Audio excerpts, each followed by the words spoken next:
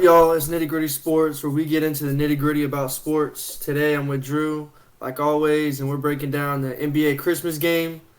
They got a good slate of games, so kicking it off with the Hawks and Knicks. Drew, why don't you go ahead and give us your thoughts on that? Yeah, so obviously Hawks and Knicks have kind of made this little rivalry thing ever since the last year's playoffs and matchup. So it's going to be a good match without a doubt, especially on Christmas Day in Madison Square Garden. I expect to be a good game. They have the Knicks as 1 point favorites. I don't know if I really agree with that. I think the Hawks are honestly the better team this year. The Knicks have kind of struggled in my opinion, as well as the Hawks. If you look at both teams, their last 10 games, they're both 3-7. So you really don't know what you're going to get from these teams, day in and day out. But it's going to be a great atmosphere, Madison Square Garden, Christmas Day. As far as injuries go, the Hawks are missing Clint Capella, Lou Williams, and Kevin Herter. I don't think it's going to be, the difference of the game. There were news of Trae Young being out, which I don't know right now if they're out or not. As long as Trae Young plays, I think the Knicks are really going to be in trouble. They just never had an answer for him. In all the games they play Trae Young seems to always have their number. So I'm a little surprised that the line is still 1 point in the favor of the Knicks if Trae Young's playing. But anyways, I'm going to take the Hawks in this one. So, like you said, Trey against the Knicks, he does play well. Looking back in past games, and also, like you said, the rivalry, the Knicks and Hawks got this Eastern Conference rivalry going on. But the last time the Hawks played the Knicks only allowed 90 points, and the Hawks only shot 24% from three. So that makes me think that playing all those games last season in the playoffs, the Knicks got something to run the Hawks off the 3-point line. And both teams at the record, they're both like 2 games below 500, so they're both kind of the same. And I'm kind of thinking in line with you, like it's a rivalry game, so both teams are going to be playing with high emotion. And I think the Knicks hate Trae Young, because Trae Young was kind of saucing on them in the playoffs. So I feel like they don't care if anybody gets off as long as Trae Young doesn't. So I think they're going to run Trae Young off the 3-point line, hedge hard on the pick and rolls, make him want to give the ball up, and they want to have the ball in his hands as little as possible. So that being said, I like the Knicks, and I also like the under. Just going off the last game they played this year, like I said earlier, only 24% from three for the Hawks, and I only think 90 points. if I remember right, both teams didn't break 100. I think it was like 99 to 90. It So was like this 97, 90 or something like that, but that's why I'm going on the under too, because last time I checked, the under was like 216 or 217, somewhere around the, there. the thing I got up right now on ESPN, it says it's 219. I'm taking the under too if it stays at that. Yeah, I like the under, and I also like the Knicks just because I feel like with Kevin Herter being out, Clint Capella. You said Clint Capella's out too. Yeah, Clint Capella's out according to this. That's Trey's main rebounder, and I think Trey's shooting just under like 37 or 36% from three, and he'll still shoot them whether they're going in or not. And without their main rebounder up in the underneath the paint, it might be difficult for them to get second opportunities and third opportunities on possessions on offense. So Yeah, I like the Knicks in that one in the under. Clint Capella is definitely big for their offense too. He's your true center. He's going to do a lot of screening for you. He's the reason Joe. that Trae Young's able to get a lot of his threes up and get a lot of his good looks. So having him is definitely going to be, not going to have him. Not having him is going to be detrimental for the team.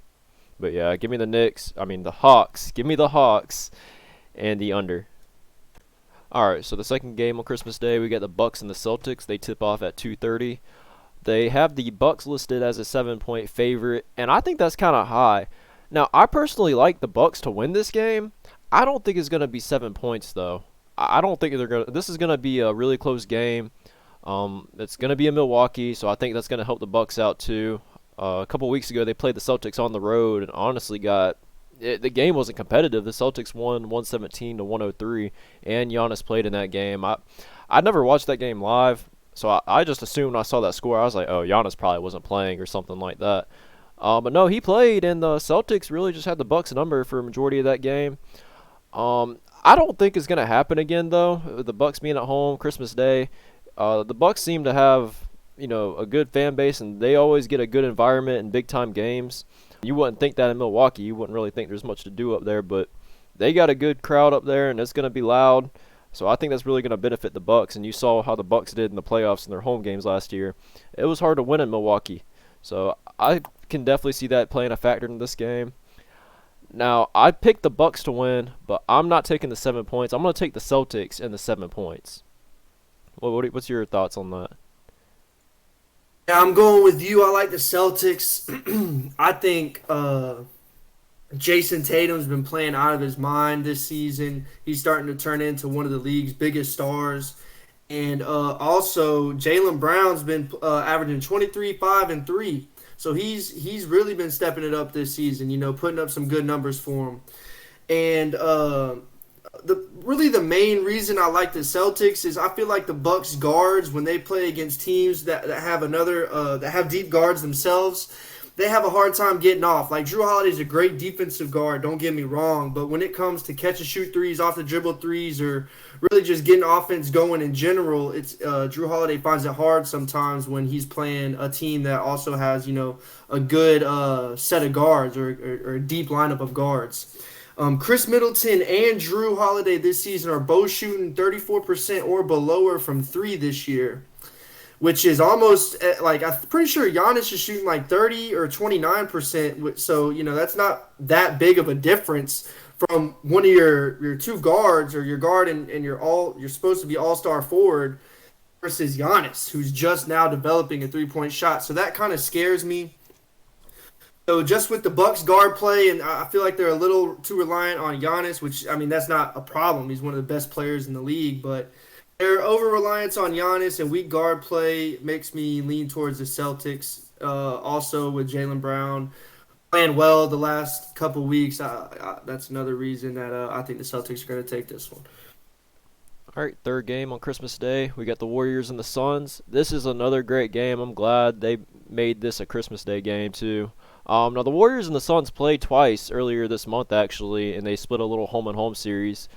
Both teams won their home game comfortably. The Warriors won it by 20 or something. I can't really remember the Suns-Warriors game when the Suns played at home, but I know the Suns won that game pretty comfortably, too. Now, Christmas Day, this is going to be back in Phoenix. They have the Phoenix as 3.5-point favorites, and I can agree with this line. Obviously, I'm a Warriors fan myself. I literally have my Draymond Green jersey on right now. I'm not sure if y'all can really see it or not. Little town jersey. So I'm a pretty big Warriors fan myself. I've been watching a lot of Warriors basketball this year. The Warriors have definitely looked like a great team, in my personal opinion. These two teams are definitely the top teams in the NBA. I don't think there's really any doubt about that. I expect this to be the Western Conference Finals matchup as well.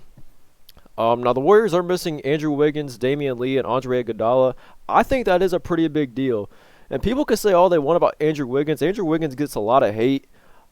People say he's too inconsistent. People think he fell below expectations on the offensive end and still does. But I think he's the perfect player to put as your third man. If you get two superstars on a team, Andrew Wiggins is the guy you want to have as your third man. So not having him is definitely going to hurt the Warriors. He's been playing really well the past 10 games or so. I think he's averaging about 20.5, 21 points. So not having him's going to be a big deal. But I think the Warriors do get Jordan Poole back. I think Jordan Poole missed a couple games. So having him back, I think he's going to have a great game.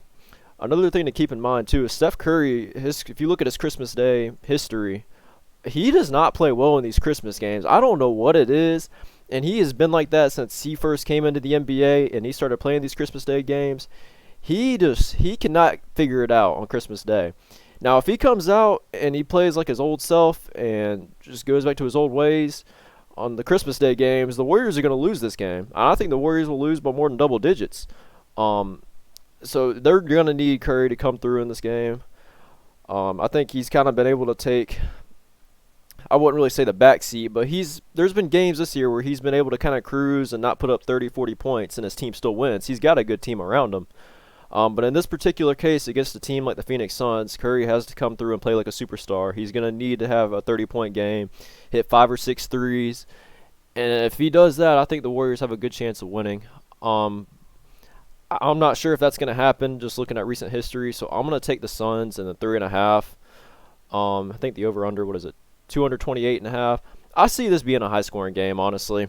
I think both teams are just so talented offensively. And I don't see this. It's hard for me to bet the under in games like this. What's your opinion on this, Aiden? Yeah, I agree with you about the over under. You can't bet the under whenever you got Chris Paul, one of the best point guards of all time, and the best shooting guard of all time, best shooting point guard of all time, best shooter ever, Steph Curry. You can't really go the under on that confidently. But since the Suns got back D Book, they've been undefeated. I think they're 2 or 3-0. So they got Devin Booker back and they've gotten into the flow. He's 15 points, 10 rebounds at least in all those games. So it's a big deal that the Suns are getting hit or have him back. But the Warriors, a lot of people might not know this. The Warriors allowed the fewest points in the NBA this season. They got a really good defense, and also they have the second best record against the spread. They're 19-11. With the Warriors being 19-11 against the spread, that means Vegas still is criminally underrating the Warriors and Steph Curry, and specifically Steve Kerr and the job that they can do developing young players.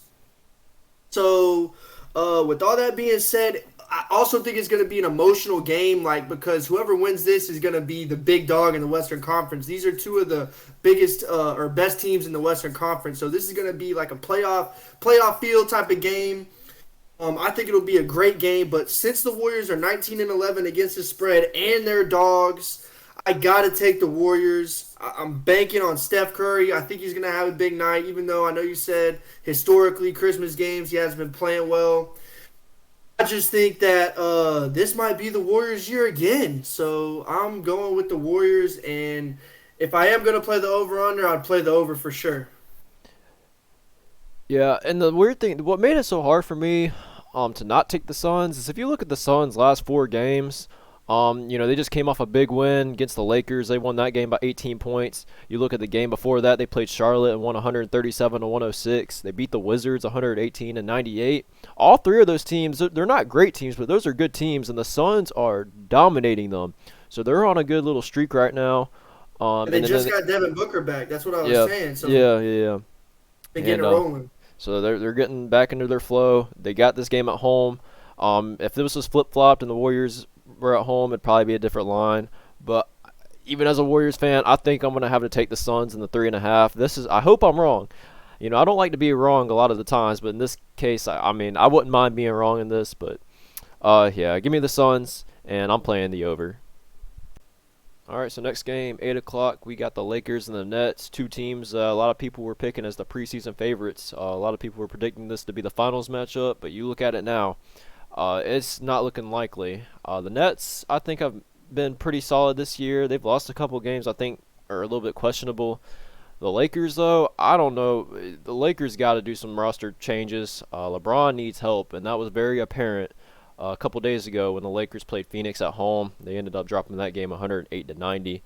LeBron James played a great game, but he had no help around him. It seems to be, the norm for LeBron nowadays. His teammates are just falling short of expectations, and I that cannot happen in this game. The Nets are too good of a team.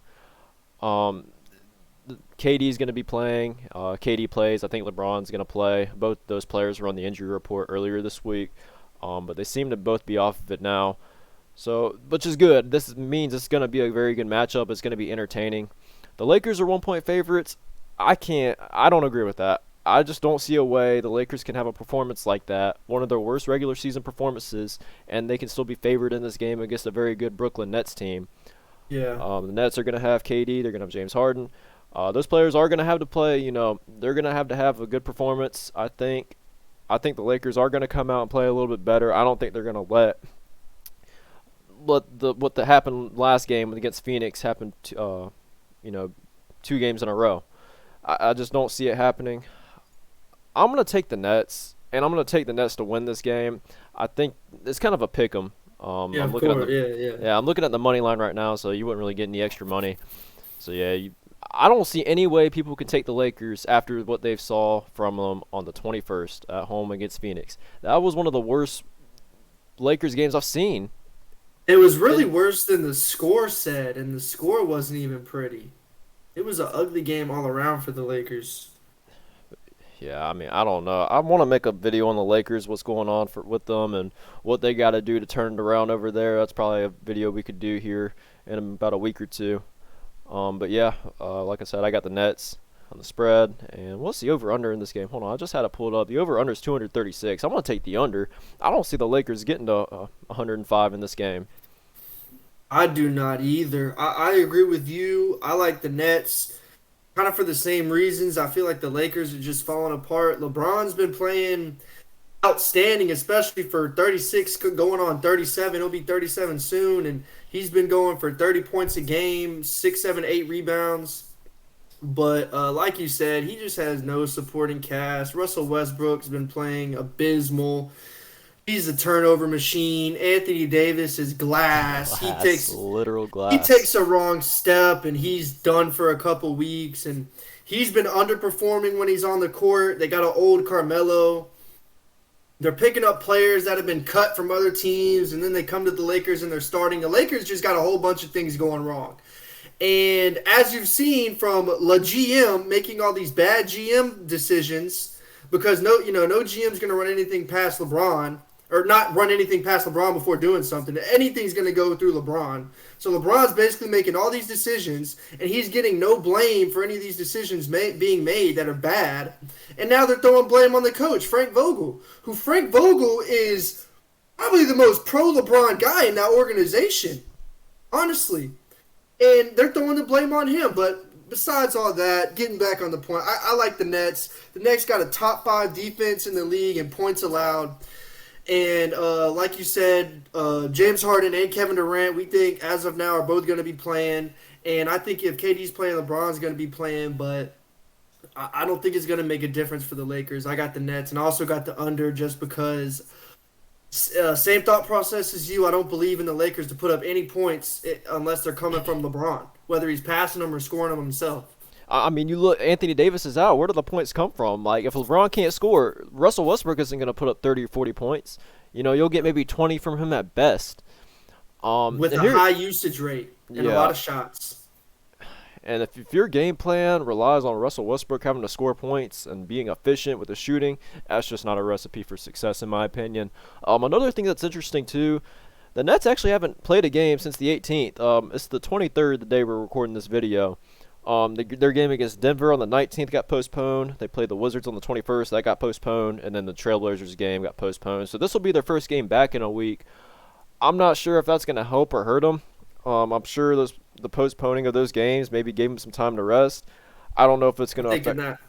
I don't know if they're going to come back and the game speed might be a little fast for them. Them not playing for a week. But I don't think a week's going to make that much of a difference. So, yeah, like I said, I'm not changing my pick or anything. I'm going to take the Nets. Plus, the Lakers are slow. Plus, the Lakers are older. Are slow. Yeah. They're old and slow. So, it's not like you got the Suns that want to run up and down the court, score as many points in transition as possible. Mm-hmm. The Lakers want to set things up. They're posting up Carmelo like he's playing for the 2008 Nuggets. But, I don't know, man. I'm hammering the Nets hard on that. Yeah. All right, last game of the day. We got the Jazz and the Mavs. And I'll be completely honest with you guys. I haven't really followed either one of these teams too hard this year. With the NBA having as many games as they have, and then we're doing the whole college football thing. These are just two teams I haven't really been able to keep a close eye on. But I do know this after checking some stuff. The Jazz are 5-point favorites. There is absolutely no way I'm taking the Mavs in this game. They both have Luka and Kristaps out. It looks like they're not going to be playing in this game. And then I looked at the Jazz injury report, and it looks like their team's pretty much all healthy and ready to go. The Jazz get this game at home. The Jazz, they're 11-6 at home, which isn't a bad record. And the Mavs have struggled a little bit. They're under 500 in their away games. So I just don't really see any scenario where the Mavericks pull away and pull off an upset. And I think the Jazz win this game pretty comfortably, especially with the Mavs. Where are they going to get their scoring from? Tim Hardaway Jr.? He's not a number one option. Yeah. So I don't think the Mavs are going to really be able to keep up with the Jazz firepower on offense and their shooting. The over-under for this game is 223. The only way I would take the over in this game, it's all dependent on how much points the Jazz score. I don't know if I could play that. I don't know if I could play that. If you held me at gunpoint and made me choose, I would probably just take the over in this game. Jazz 5-point favorites. You could probably double that, and I would still take the Jazz. Give me the Jazz and the 5 points, and I guess the over if I had to play it. Yeah, I agree with you. I wouldn't really play anything on this game though because it's weird to me that the Jazz are only 5 point favorites with no Mhm. Luca and no Unicorn. And also, there's a lot of storylines coming out from the Mavs building this year. We know this about Luca and how people are saying inside the building he's a prima donna and it's his way or the highway. He's not a good leader, this, that, and the third. So, and you're not hearing anything like that from the Jazz. I feel like the Jazz have one of the best organizations in the league as far as just in and out every year they're competitive. They don't really get worse as the years go on. They always constantly improve, whether it's by a little or by a big leap, like they did a couple years ago. But the Jazz have the number one offense in the league, like you said, with the over under. It's going to be relying on how many points the Jazz score. I feel like, but just with the Jazz only being 5 point favorites, the Mavs are right at 500. I feel like everybody would be going with the Jazz and the over, and that's what I think is going to happen. But for that reason that it feels too obvious, I wouldn't play anything on this game. But yeah, go ahead and give me the Jazz to beat a hurt and struggling Mavs team. It just seems like when they're setting these odds, they're just using. I don't know how much of it is just because it's Christmas Day. I just think on any other day, these lines would be a little bit different. I guess they expect these games to be a lot more competitive, and they normally are, so they're not wrong about that. But in a situation like this, I mean, both your scorers are out for the Mavs, and Jazz got a full healthy team. Like you said, the Jazz have always been a well organized team. They've been like that for the past 3, 4, 5 years. They've been great, honestly, during the regular season, but because they're a small market, you'll never hear about them. Instead, you'll hear about the Lakers, and Yeah. you'll see nothing but LeBron highlights, and it's whatever. But yeah, the Jazz are definitely a sleeper team this year. I expect them to win this game comfortably. But yeah, that pretty much wraps up this video. These are the 5 games being played on Christmas Day. All these games I think are going to be pretty competitive, and I'll be sitting down watching these. I haven't been able to watch a lot of basketball this year, so I'm excited to finally sit down and watch these games. I expect a lot of competitiveness out of all these games. Anyways, if you guys enjoy the video, if you could please leave a thumbs up, subscribe, and hit that notification bell, that would be much appreciated. I checked the statistics earlier, still 87% of y'all that are watching this video are not subscribed. So if you could please subscribe to our channel if you enjoy watching two idiots talk about sports, we would greatly appreciate that as well. Obviously, I say it in every video with us being new. We really want to get out there, and we're trying to do our best we can. So if y'all could help us out, it would mean so much to us. But other than that, this is our first NBA video. I'm excited to get this uploaded. Hopefully we pull in some basketball fans. But until next time, guys, see y'all.